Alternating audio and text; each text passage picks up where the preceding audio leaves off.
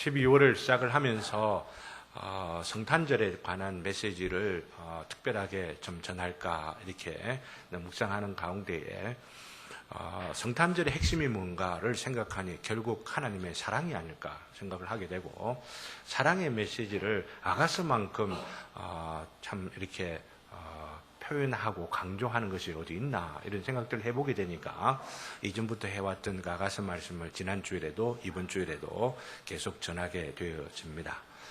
성탄 주일 이 아침에는 또 다른 분, 특별한 분이 또 초청으로 오셔서 또 성탄에 관계된 특별 메시지를 또 전하긴 하겠습니다만은, 아가서를 계속 묵상을 하면서 우리 마음들 가운데에 이 아가서에서 강조하는 사랑만큼이라도 사랑할 수 있는 성탄절이 되게 하시고 성탄의 절기가 되게 하옵소서 하는 그 소원들을 갖고 함께 묵상했으면 좋겠다는 생각을 합니다. 지난 주에는 우리의 관계에는 항상 위기와 갈등의 가능성이 놓여 있다는 말씀을 강조하였습니다. 죽을 때까지. 왜 그렇죠? 우리가 구원함을 받아도 심지어는 아가서 말씀을 통해 보면은 남풍아 불어라 북풍아 불어라 하는 것처럼 성령이 충만한 바로 뒤에 위기의 관계가 이렇게 노래되고 있는 것들을 우리가 생각을 해보면서, 우리가 성령의 충만함을 경험한 사람이라 하더라도 언제나 관계에는 위기가 그리고 갈등이 있을 가능성이 있다는 것을 성경이, 이 아가서가 우리들에게 또한 강조하고 있다는 것을 우리가 또한 새겼습니다. 그러니까 그게 당연하다 이런 말씀이 아니죠. 항상 위기는 있을 수가 있고 갈등은 있을 수 있기 때문에 그것을 어떻게 이겨내느냐라고 하는 거죠. 오늘 말씀은 그런 위기가 아주 조그마하고 아주 사소한 일로부터 시작될 수 있다고 하는 것을 오늘 본문의 말씀을 쫓아서 함께 헤아려 묵상을 하겠습니다. 이런 본문의 말씀들을 묵상을 해 가다 보면은 가장 중요한 것은 이 본문 말씀들을 통해 우리에게 주는 교훈은, 그렇게 아주 미세하게 시작되는, 너무나도 사소하다고 생각되는 갈등의 그 시작들을 우리가 잘 알고 있으면은 또한 그 위기들을, 그 갈등들을 잘 이겨낼 수가 있고 극복할 수가 있고 해결해 갈 수가 있게 되고, 그 해결하는 것을 통하여서 어떻게 되어집니까? 보다 더 성숙한 관계가 되어진다는 것이죠.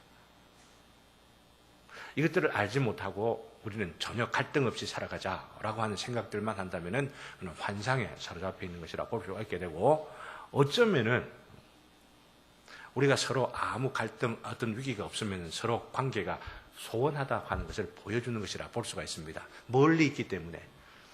대한민국 끄트머리에 있는 아르헨티나 그 끄트머리에 있는 사람들하고 무슨 갈등이 있습니까, 우리가? 그렇잖아요. 갈등이 있다는 것은 우리가 가까이 있다는 것을 말하고, 가까이 있기 때문에 오는 그 갈등은 언제든지 극복될 수가 있고 해결될 수 있고, 그렇게 함으로 인하여서 보다 더 성숙한 관계로 자랄 수가 있다고 하는 거죠. 그리스도 안에서 서로 자라라, 자라가라.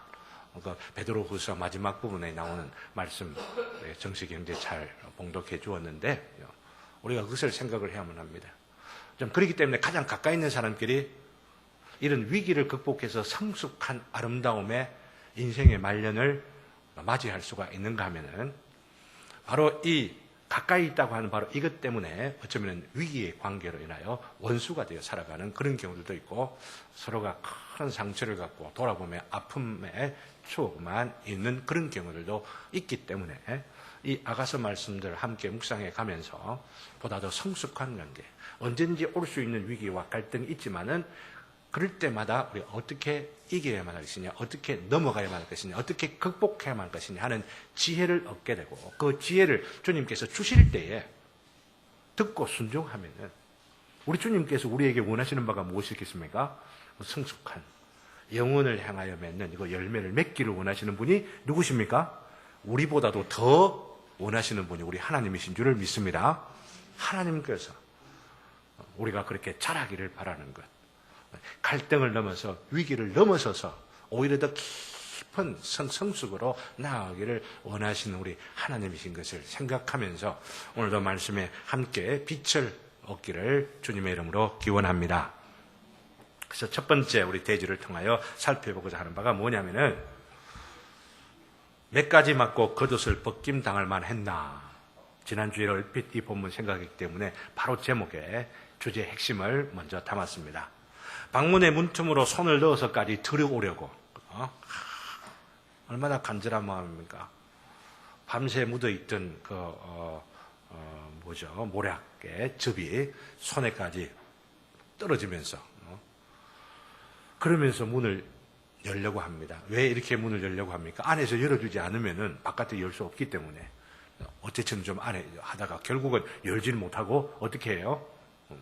미적미적 하는 가운데 문 딸까닥 소리가 나는데도 불구하고 아이고 내 지금 막 자고 있는데 조금 내가 또 모욕도 해가지고 편안한 잠 자야 되는데 조금 일어나갖고 막 이래서 이러면은 내 잠 못 자잖아 뭐 이런 식으로 여러 가지 이유들로 인하여서 민기적 하다가 문을 그래도 사랑하는 사람인데 결혼한 사람인데 싶어서 나와 관계하는 사람인데 나갔더니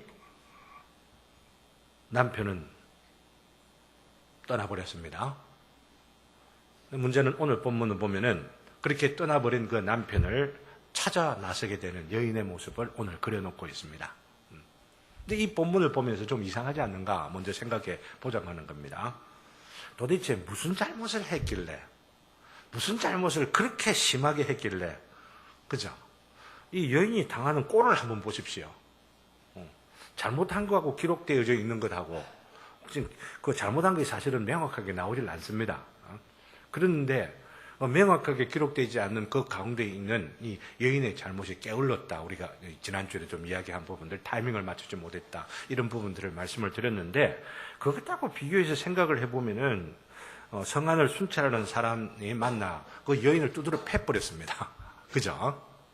그럴 때 어떻게 했어요? 파수하는 사람들은 또 한 사람도 아니고 여러 사람입니다. 나의 겉옷을 벗겨 가져갔도다. 이렇게 말합니다.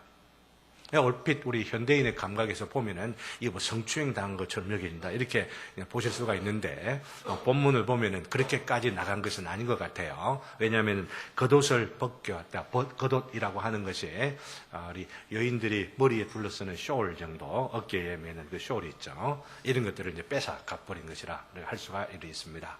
그러나 그렇다 하더라도 얼마나 모욕적인 장면입니까? 수모를 지금 당하고 있는 겁니다. 몇 가지 맞으면서 겉옷이나 숄이나 수건이나 이런 것들을 빼앗겨 버린 겁니다. 질문은 이것입니다. 문 열어주는 거 조금 늦었다고 이런 곤욕과 상처까지 당한다는 것을 어떻게 이해해야 하는가라고 하는 거죠. 이게 남녀 간의 연애만 기록해 놓는 것이 이 아가씨라 본다면 이런 게 이해가 안 돼요. 이런 게 이해가 안 돼. 잘못은 너무 적게 했는데 잘못한 이것에 대해서 굉장히 큰 괴로움과 고통을 당한다라고 하는 것 이거 자체가 연애시로만 볼 수가 없는 더 깊은 영적 의미를 갖고 있는 것이 아니냐 우리로 말미암아 생각하게 한다고 하는 것입니다. 보통의 남녀 간의 갈등을 그려놓는 것이 아니고 오히려 성도와 그리스도, 성도와 하나님과의 관계 속에서 생기게 되는 이 갈등의 한 모습을 여기에 그려놓고 있는 것이라 보면서 이 구절들을 해석을 해야 올바른 해석에 이르게 된다고 하는 것이죠. 근데 이 아가서를 통해서 보게 되면은 남자에게 무슨 잘못이 있습니까? 어찌 보면은 잘못이 있다고도 볼 수가 있을 것 같아요.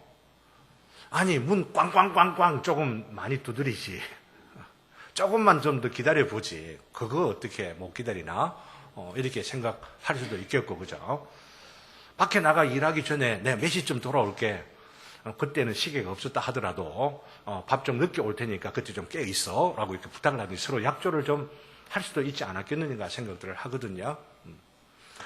그렇게 했는데도 불구하고 이런 일이 벌어졌는지는 몰라도, 남자가 분명하게 어떤 잘못을 했다라고 하는 것들이 기록되지를 않고 있고 또한 이 남자가 문을 두드리다가 안쪽으로 열어 애를 쓰고 그러다가 열려지지 않는 문을 두고 그냥 떠나게 되었을 때 이 남자가 어디에 있었느냐, 어디로 갔느냐라고 하는 걸 생각해 보면은 남자에게 있었던 잘못을 찾는 것은 잘못된 해석이라고 생각할 수가 있습니다.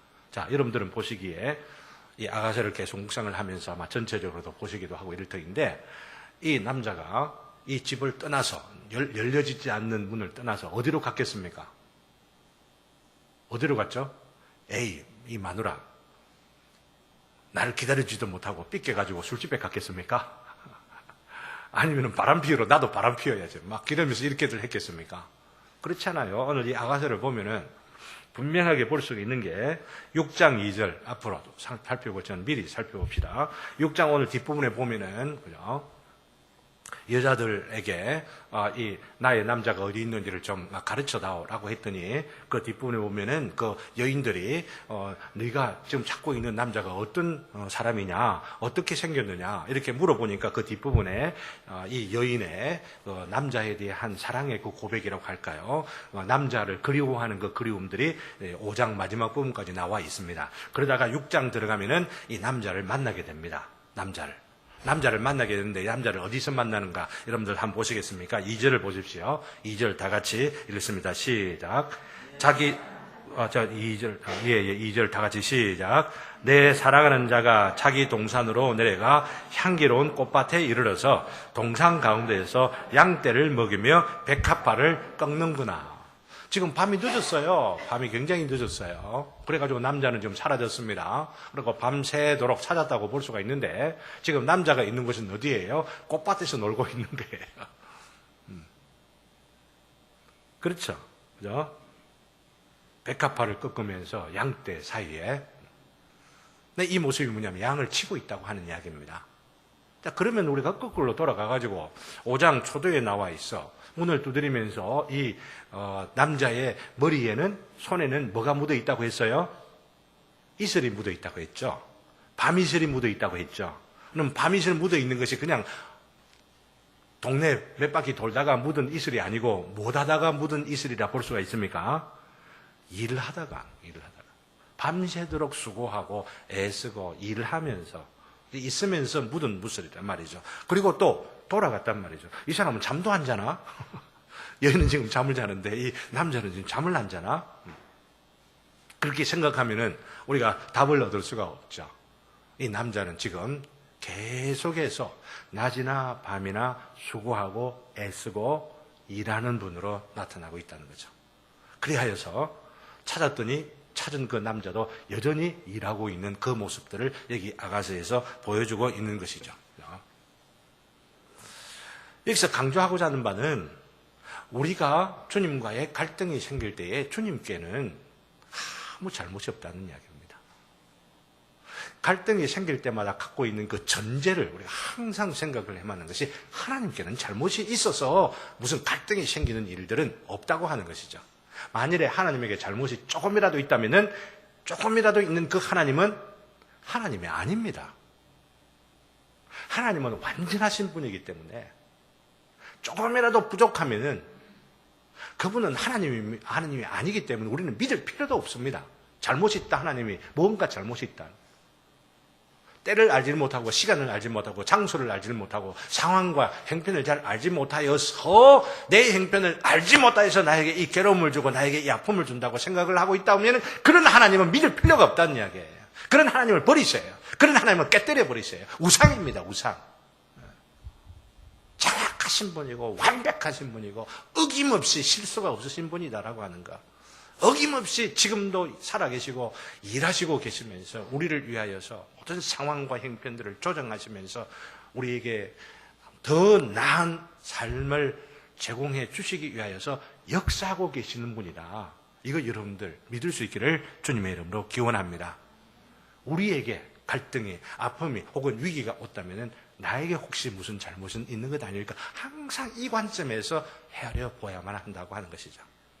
이렇게 본다고 한다면은 우리가 우리 주님께서 명령하신 것, 우리 주님께서 우리에게 가장 원하시는 바, 가장 세밀한 가운데, 가장 가장 미세한 것 가운데, 그러나 이 미세하면서도 가장 엄청난 결과에 이르게 되는 일들이 너무나 많이 있다고 하는 것을 우리는 또한 알게 되어집니다. 왜냐하면 우리 주님께서 우리에게 말씀하신 명령들 가운데 가장 근본적인 명령, 이게 뭐냐면은 성령을 근심하게 하지 말아라 라고 하는 거예요. 누구를 근심하게 하지 말라고요? 성령을 근심하게 하지 말아라 라고 하는 거예요. 그리고 또 성령을 소멸시키지 말아라 라고 합니다. 성령께서 우리에게 불 비춰주시는 그 불길을 약화되지 않도록, 꺼지지 않도록 해라 라고 하는 것이죠. 성령의 역사와 감동, 성령이 주장하시는 바를 통하여서 우리 심령이 뜨거워지는 것들을 약화되지 않도록 해라 라고 하는 것이죠. 조금이라도 약화되면 어떻게 돼요? 성령께서 근심하신다라고 하는 거죠. 성령의 그 근심은 내가 근심하는 것보다도 더 큰 근심이죠. 더 근원적이고 더 근본적인 근심이죠. 그 근심을 통하여서 우리 가운데에 하나님과 우리 가운데에 갈등이 생기기 시작하는 겁니다. 위기가 오기 시작을 하는 겁니다. 하나님을 근심시키는 일을 통하여서 성령을 소멸을 하는 바로 그 생각과 그 행위들을 통하여서 말이죠. 그 다음에 성령을 근심케 하고 소멸시킨다라고 하는 것이 어떤 것이겠습니까? 생각을 해보세요. 흔히들 성령의 세미한 음성이라는 표현들을 사용하고 있지 않습니까? 세미한 음성, 세미한 음성. 성령은 영이시기 때문에, 그죠? 하나님은 영이시지 않습니까? 하나님은 영이시고, 하나님의 영이신데 특별히 성령을 영이라고 하는 것은 하나님의 가장 깊고 세미한 것, 하나님의 가장 적은 것, 하나님의 가장 비밀스러운 어떤 사소한 것이라 하더라도 성령님을 통하여 역사하신다라고 하는 것을 보여주기 위하여 하나님께서 영이시지만은 성령을 특별히 영이라 이렇게 더 강조하고 있는 것입니다. 성령님은 영이시기 때문에 어디에서 작용을 하시느냐 하면은 온 천지 만물 가운데 작용을 하실 때 우리의 영 속에서, 우리의 생각 속에서 작용을 하십니다. 여러분들 아셔야만 돼요. 우리의 생각 속에서, 우리의 영 속에서 지금도 작용하시고 활동하시고 역사하시는 분이 누구시냐면은 성령님이시다라고 하는 거죠. 이게 성령님의 역사의 가장 기본적인 모습이라고 할 수가 있습니다. 여러분들이 오늘 이 시간에 말씀을 듣다가 어떤 생각이 스쳐 지나갑니다. 스쳐 지나가지 않은 채로 있다고 하면은 바로 그거 자체로서 여러분들은 예배 안 드리고 있는 거예요. 무슨 생각이 듣는 말씀에 대하여 여러분들의 마음 속에서, 여러분들의 생각 속에서, 여러분의 영 속에서 반응이 일어나게 되어 있습니다. 그리고 일어나는 그 반응을 통하여서 성령님이 역사하시고 활동하시고 작용하신다라고 하는 겁니다. 이거 여러분들 굉장히 중요한 겁니다. 지난 주일에 어떤 형제가 말씀을 듣는 중에 금식 기도를 해야 되겠구나.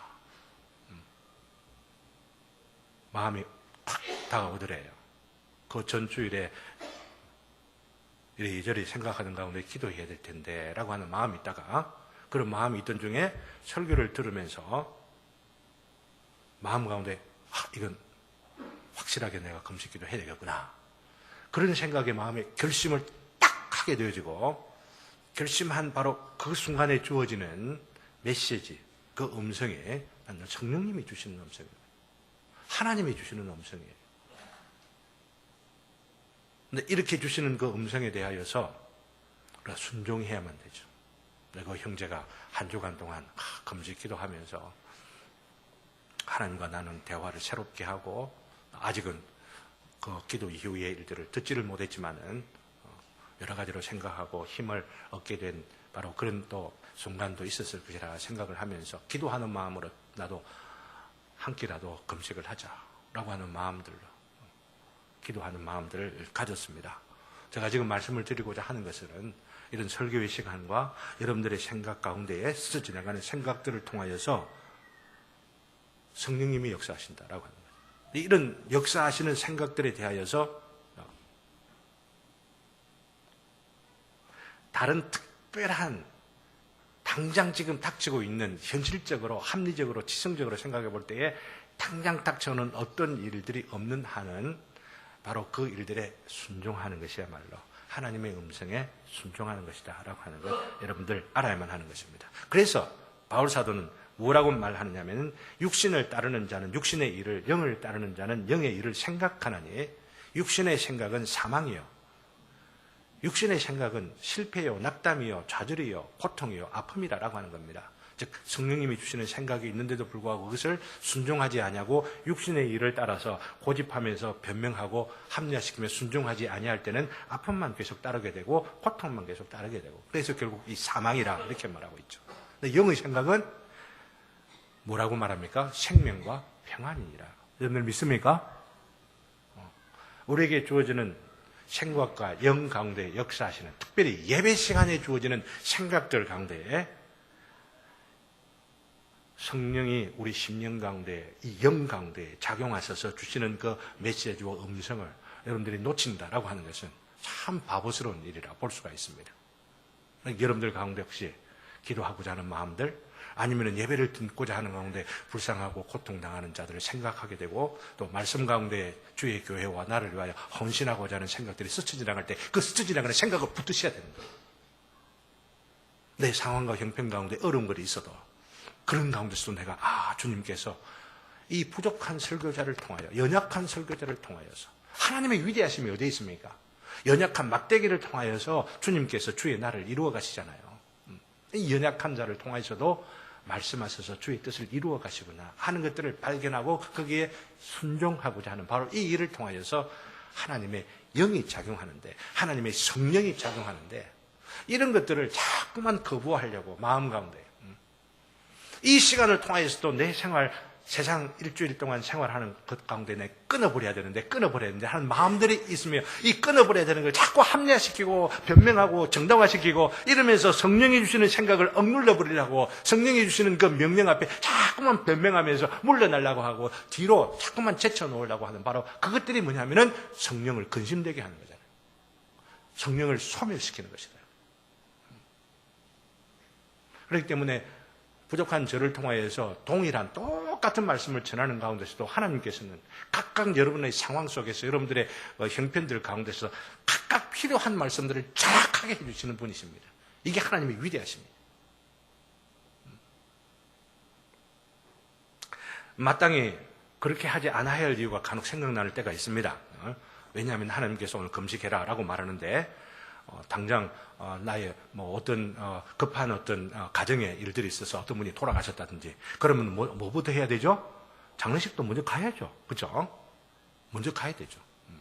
그런 어떤 불가피한 일들이 지성적으로나 합리적으로 딱 상식적으로 생각해 보아도 하나님이 지금부터 바로 금식해라라고 하는 말씀들도 주어지는 그런 경우들이라 하더라도 이렇게 바깥에 있는 어떤 일들을 통하여 먼저 처리할 바로 그런 일들이, 화급하게 처리할 그런 일들이 있기 마련이란 말이죠. 그럴 때 그것을 잘 경중을 따져보는 지혜가 필요하잖아요. 그리고 그것을 분별함으로 인하여서 어떤 일을 더 우선적으로 해야만 할 것이냐, 우선적으로 해야 할 일이 뭐냐. 장례식 하는 것도 하나님의 나라의 일입니다. 친척들을 돌아보는 바로 그런 일들 무시하면 아니 되기 때문입니다. 그리고 내가 아니면은, 빠지면은 아니 될 아주 어떤 중요한 공동체의 일들이 있을 때에 그런 일들을 우리가 살펴보는 것 너무나도 중요한 일입니다. 자칫하면은 우리의 마음과 생각 속에 떠오르는 어떤 생각들이 악한 영의 작용들이나 유혹들이 있을 수가 있기 때문에 이걸 잘 분별하는 일들이 얼마나 중요하냐 하는 이야기죠. 그러나 항상 마음 가운데 하나님의 나라의 일이 우선이다 생각들을 하게 되지면은 세상의 일이라 하더라도, 소위 우리가 말하는 교회 바깥의 어떤 일이라 하더라도 그것이 하나님의 나라가 되고 하나님의 나라의 일이 되어지고 하나님의 일이 될 수 있다고 하는 것을 전제하면서 잘 분별해야만 하는데, 이럴 때에, 이런 질문들을 할 때에 필요한 게 뭐냐면 양심의 문제, 양심의 문제. 하나님 앞에 우리가 온전한 양심으로 나에게 주어진 이 두 가지 일을 판단하고자 하는가. 선한 양심, 깨끗한 양심, 온전한 양심을 갖고 있으면 그 양심을 통하여 하나님께서 확신을 가지면서 내가 지금 택해야 할 일들을 보게 하여 주시고, 양심이 더럽혀 있게 되면은 이 양심을 통하여 타협하고 정당화시키고 그러면서 변명하고 이런 일이 얼마나 많은지를 몰라요. 그런 측면에서 오늘 본문 말씀을 한번 같이 생각해 보기를 바라는 것이, 우리가 여인을 길거리에서 잡아 매질을 하고 상처를 입히고 겉옷까지 벗기고 있는 이 순찰자들, 파수꾼들이 누구냐 생각해 보고자 하는 거죠. 여러분들은 누구라고 생각하십니까? 어떤 신학자들은, 성경을 연구하는 이들은 바로 이 순찰자들, 파수꾼들은 성을 대표하고 또 성의 질서를 유지하려고 하는 사람이니까, 그래서 교회나 아니면은 세상의 질서를 지키는 그런 이들이라고 생각을 합니다. 예를 들어서 하나님께서 이스라엘 백성들을 타락하고 하나님 백성답지 못한 그 모습들을 보여주는 것들을 통하여 세상의 질서를 잡기 위해서 하시는 일이 무엇이었습니까? 이스라엘 백성들을 심판하시는 일이었죠. 그죠? 심판하시기 위하여 무엇을 사용하셨습니까? 아수르를 사용하셨죠. 그리고 바벨론을 사용하셨죠. 페르샤, 메데 파사 이를 사용하셨죠. 세상이 서로 공격하는 것을, 세상이 세상과 전쟁하는 것들은 그저 단순하게 일어난 것이 아니고 하나님의 심판의 한 과정이라 볼 수가 있습니다. 그리고 그 가운데서는 의인들도 혹은 의인이 속해 있는 공동체도 아픔을 당하고 고통을 당하는 일들이 종종 있습니다. 이런 전쟁들이 없기를 바라는 그런 마음들을 가집니다. 이 나라가 지금 평화의 논의를 지금 하고 있는 그 가운데에 혹여나 쏟지 않을까 염려하는 마음들 많이들 있거든요. 너무 앞서서 나가는 것처럼 여겨지기 때문에. 너무나 태연합니다, 사실은. 우리 서울의 38선 바로 가까운 휴전선과 가까운 곳에서도 근무를 하셨던 어떤 분이 휴가가 나와가지고 서울의 불야성처럼 낮밤 없이 그냥 돌아가고 있는 그 휘황찬란한 모습들을 보고 막 그냥 휴전선에 놔두고는 귀한총이 생각나더라는 이야기. 그러면서 막 갈겨버리고 싶다. 막 그런 어떤 마음을 갖고 있는 걸 저한테 이야기를 해주는 걸 보고, 와, 좀 그럴 수도 있겠다. 이런 생각들을 해보게 되는 것이.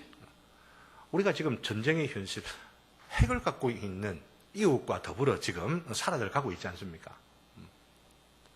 위기라고 볼 수가 있는데, 제가 여기 오늘 본문 말씀 막 그런 방향으로 나가면 너무 많이 나가는 것 같아서 일단 끊고 말씀을 드리고자 하는 것은 바로 그런 바벨론이나 아수르 같은 그런 존재들죠.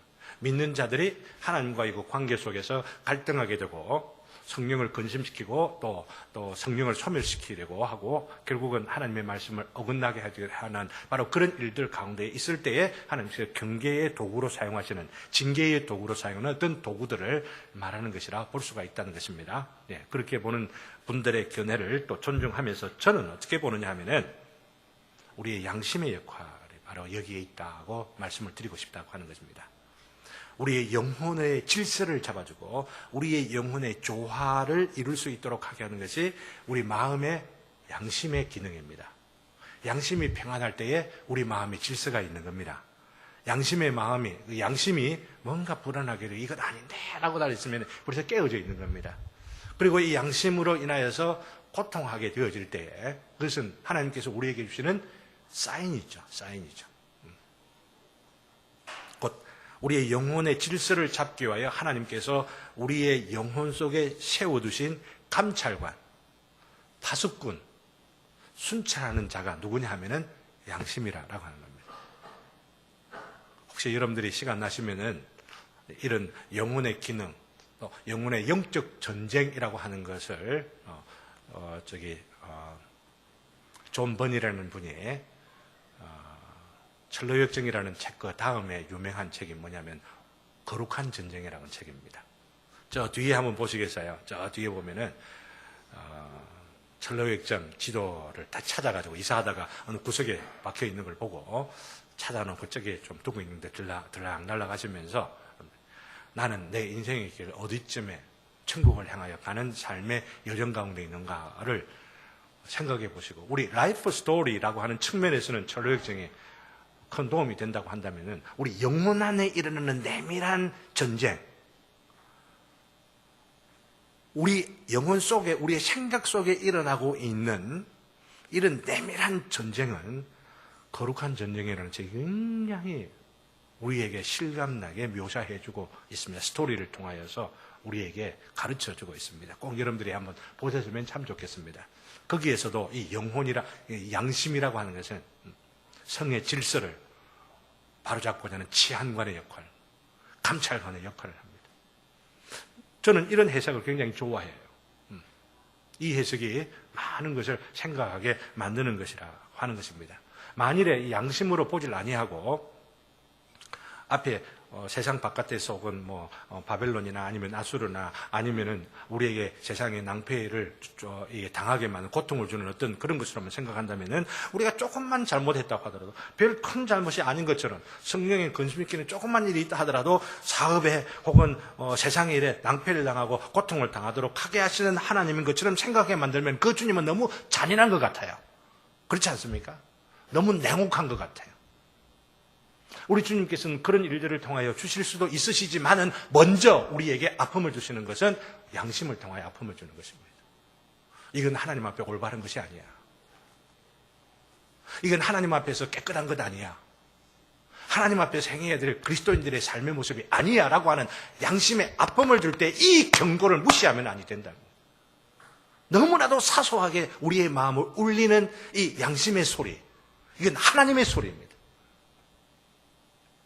이것을 무시할 때 양심이 굳어지게 되고, 양심이 이제는 굳어지다가 뭐가 돼요? 양심에 화인을 맞는 거예요. 화인 맞는다는 뭐예요? 인두 갖고 찢어놓은 거예요. 그러니 무슨 소리가 들려도 인두로 찢어놓은 그 피부에는 더 이상 감각이 느껴지지 아니하여. 그래서 이게 하나님이 주시는 소리인지 아닌지도 구분을 못해. 이렇게 양심의 화인을 받은 사람들이 현대인들 가운데 너무나 많아져 가고 있는 거예요. 하나님이 계시다라고 하는 그 하나님을 두려워하는 마음들이 없어지게 되어지고, 자기가 하나님인 것처럼 건방지게 살아가고 있는 심령들이 너무나 많아져 가고 있는데, 심지어는 교회에 다니는 그리스도인들조차도, 그리스도인이라 불리워지는 자들조차도 양심의 화인을 맞아가지고 하나님을 두려워할 줄 모르고 자기의 이익을 추구하고 거짓말 가운데, 아니면 자기 정력을 추구해가면서 변명화시키고, 시대가 이러면서 양심의 소리를 듣지 아니하려고 그러고 결국은 하나님의 음성을 외면하면서 살아가고 있는 일이 많아져가고 있는 이 시대 가운데 있기 때문에 우리가 오늘 이 시간에 어떤 일이든지 하나님 앞에 양심의 부끄러움이 없어야 된다라고 하는 거. 양심을 통하여 성령님께서 역사하시고 또한 작용하시는 바로 그 성령님을 근심시키지 않아야 한다라고 하는 것. 이 말씀을 오늘도 들어야만 한다라고 하는 것입니다. 너무너무 중요합니다.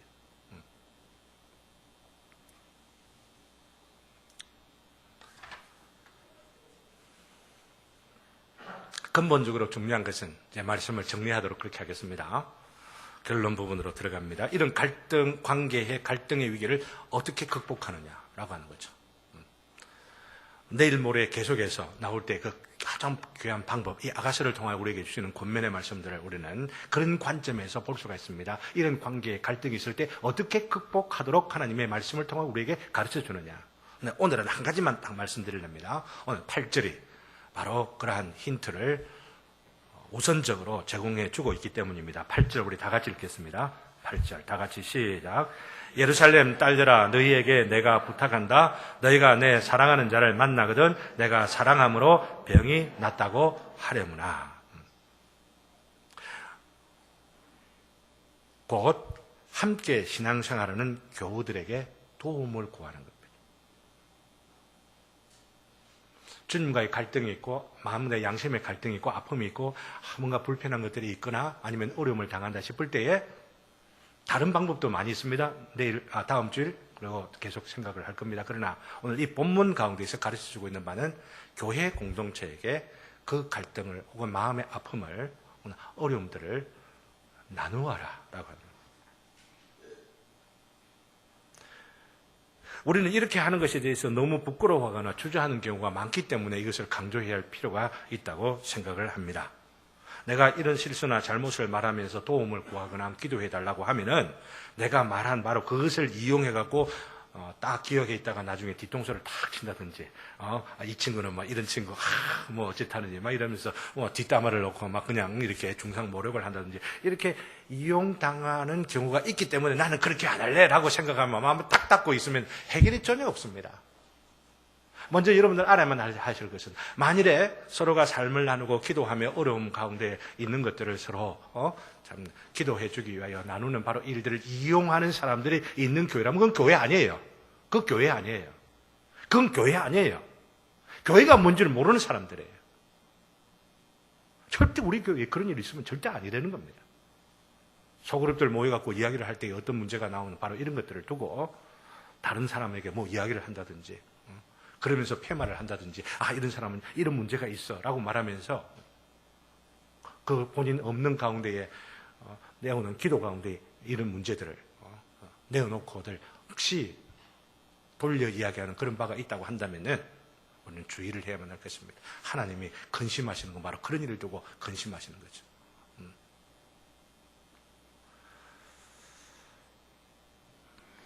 잘 아시는 것처럼 이런 점들을 전제하고서 잘 아시는 것처럼 말씀드리고 싶은 것은 우리가 다 부족한 자들이라고 하는 겁니다. 우리가 다 공사 중인 사람들입니다.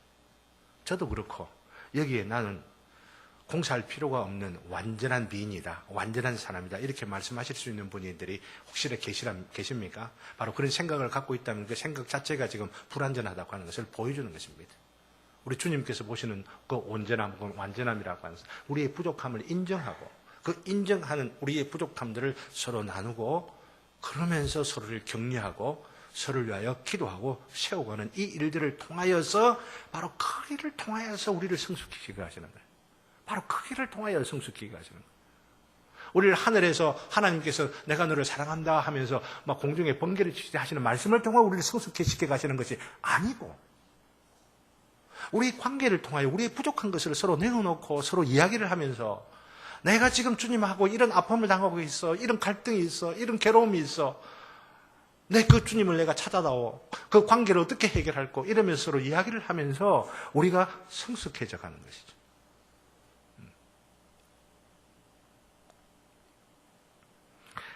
그리스도 안에서 그리스도를 믿음으로 인해 그리스도 안에서 우리가 의인된 자들이지만은 믿습니다. 여러분들 믿습니까?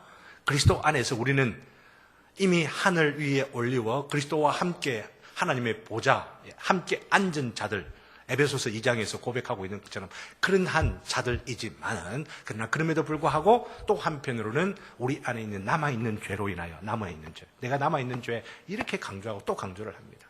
오늘 오후에도 남아있는 죄 이것들을 어떻게 하면 약화시킬 것이냐 9가지 원리가 있는데 이 9가지 원리 가운데 오늘 첫 번째라도 살펴야 안 되겠느냐 본문 로마서 6장 가지고 함께 묵상을 해보고자 이 생각들을 하고 있는데요.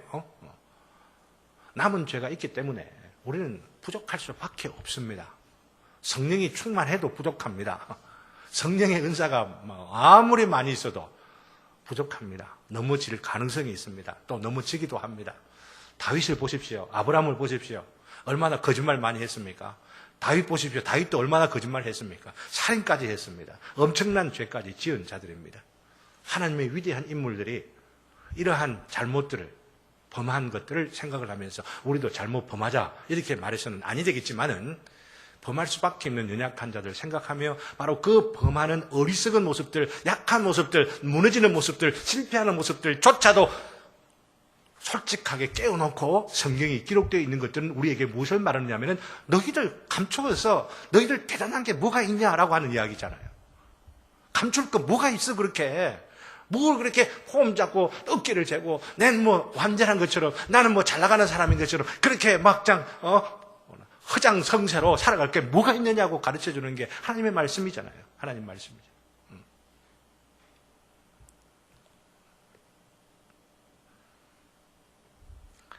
서로의 연약함과 부족함도 내어놓고 고백하며 진실로 기도해 주기를 원하는 바로 그런 공동체가 생명이 있는 공동체인 줄을 믿습니다.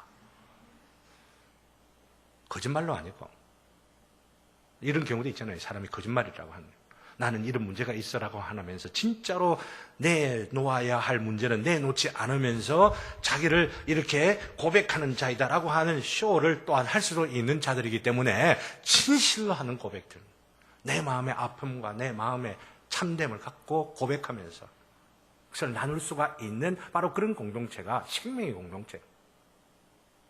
그리스도 안에서 그리스도를 믿고 참된 생명, 영원한 생명, 영적인 생명을 가지는 이 생명, 이것을 제가 강조하기 위해 생명이라고 하는 이 개념, 이 주제를 갖고 여기 벽에다가 그 그림으로 새겨놓지 않았습니까? 앞으로 두고두고 강조할 것입니다만은 이 생명이 이런 고백, 참되고 진실된 고백을 서로 나누면서 그렇게 기도하고 서로 나누는 것들을 통해 표현되어지는 겁니다. 나타나는 것입니다.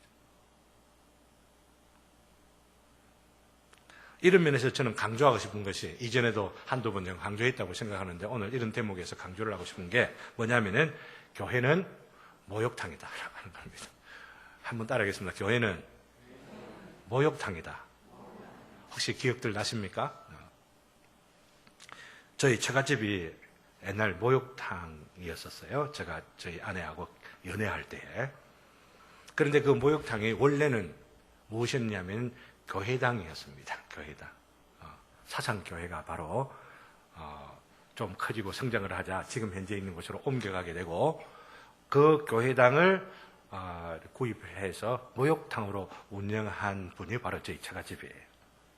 그래서 그 이야기를 내가 듣고 머릿속에 탁 떠오르는 것이 교회는 목욕탕이다라고 하는 게 탁 연결되면서 여러 가지로 생각이 많이 되더라고요. 한번 생각해 보십시오. 여러분들이 목욕탕에 들어가가지고 옷도 벗지 아니하고 넥타이 딱 메고 탕 속으로 쏙 들어간다. 이러면 생각을 해 보실 수가 있습니까? 혹시 그렇게 여러분들 하십니까? 그렇게 하면은 여러분들 만일 그런 사람들이 있다고 한다면은 여러분들 어떻게 보실랍니까? 못 있네. 나도 넥타이 그냥 입고 옷 양복 입고 물속에 쑥 들어갔다가 그냥 쑥 나올까? 이렇게 여러분들 혹시 생각하시는 분들 계시겠습니까? 그런 분 아무도 안 계시죠? 교회는 목욕탕이에요.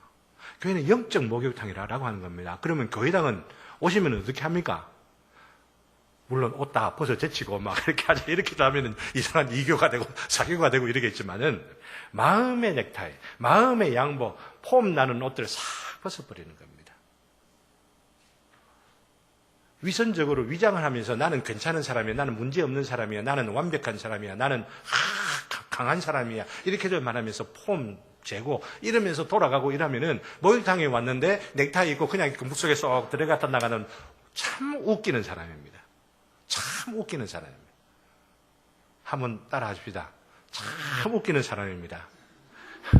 참 웃기는 사람입니다. 그런 웃기는 사람들 우리 교회에 있으면 안 돼.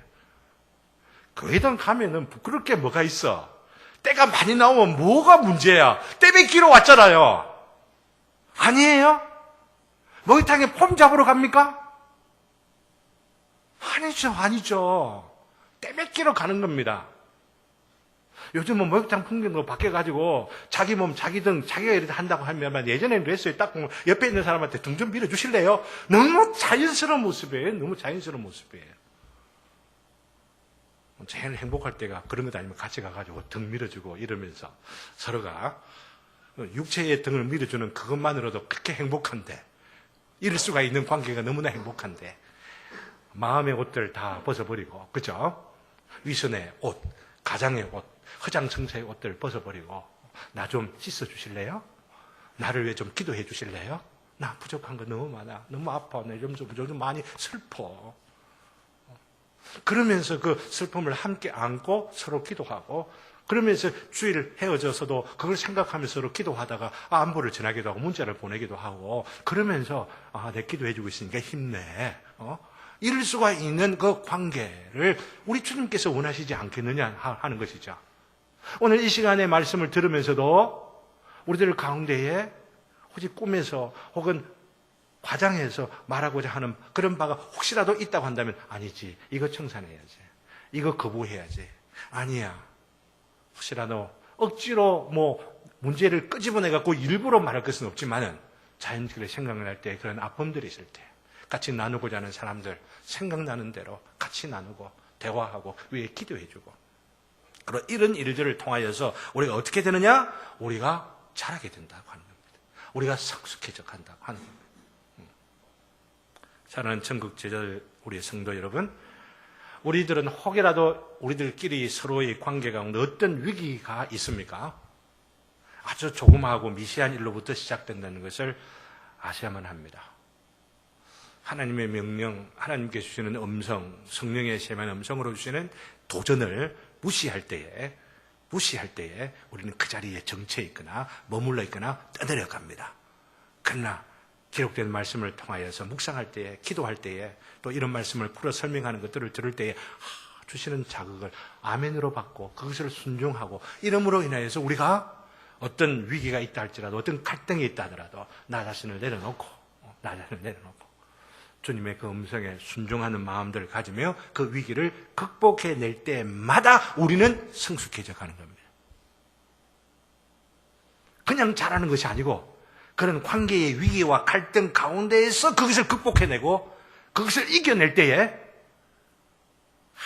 아주 아름다운 모습으로, 아주 아름답고 존귀한 모습으로 자라가. 주님께서 우리를 보시기에 성숙하게, 우리가 서로를 보면서도 서로가 도전적인 만남과 위로와 격려와 세움들을 통하여 생명의 공동체, 사랑의 공동체, 또 기쁨의 공동체 되어질 것들을 기대하면서 그런 소망을 갖고 살아가시는 저와 여러분 되시기를 주님의 이름으로 기원합니다. 다 같이 찬송 422장 찬송합시다.